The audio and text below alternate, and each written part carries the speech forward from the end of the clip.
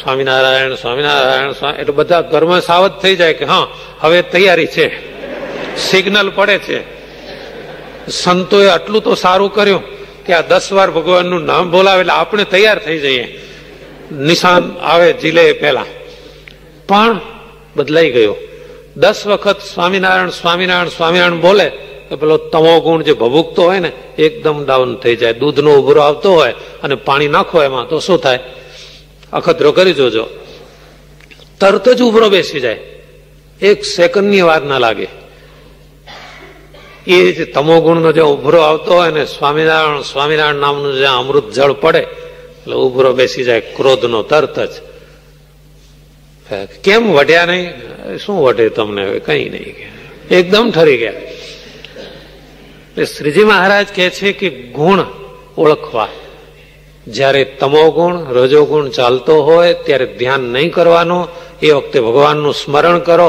અને જયારે શાંતિ એટલે કે સત્વગુણ હોય ત્યારે ભગવાનનું ધ્યાન કરવું. અને બીજી વાત, સંકલ્પ અંદર થયા કરે, વિચારો આવ્યા કરે, એ જોઈને ભક્તોએ ક્યારે ગભરાવું નહીં. વિચારો તો આવે જ, કારણ કે આપણું અંતઃકરણ કેવું છે. નાનું છોકરું, જોજો સ્વામિનારાયણ ભગવાન દ્રષ્ટાંત આપે છે. માણસનું અંતઃકરણ એટલે કે મન કેવું છે? નાના છોકરા જેવું છે.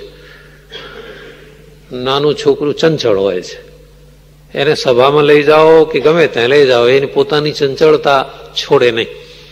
એટલે આપણું મન છે ને એ નાના છોકરા જેવું છે, વાંદરા જેવું છે. વાંદરાને તમે કોઈ દાડો શાંતિથી બેઠેલું નહીં વાળો, એ હાથથી ખંજવાળ્યા કરશે કે આડું અવળું જોયા કરશે. અને કૂતરા જેવું છે, કૂતરું ચૂપ નહીં બેસે.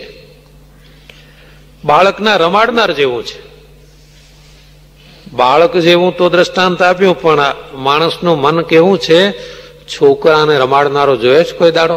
જોયો ક્યાં? તમે પોતે જ હશો ને.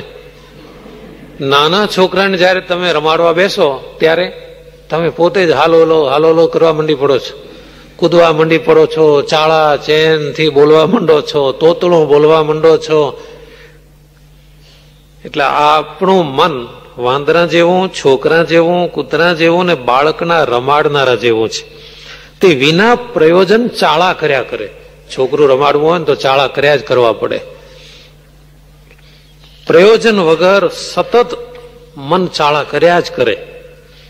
એટલે એ જોઈને ક્યારેય પણ ગભરાવું નહીં, હિંમત હારવી નહીં, મૂંઝાવું નહીં. તો એના હૈયામાં ભગવાનનું ધ્યાન થઈ શકે છે.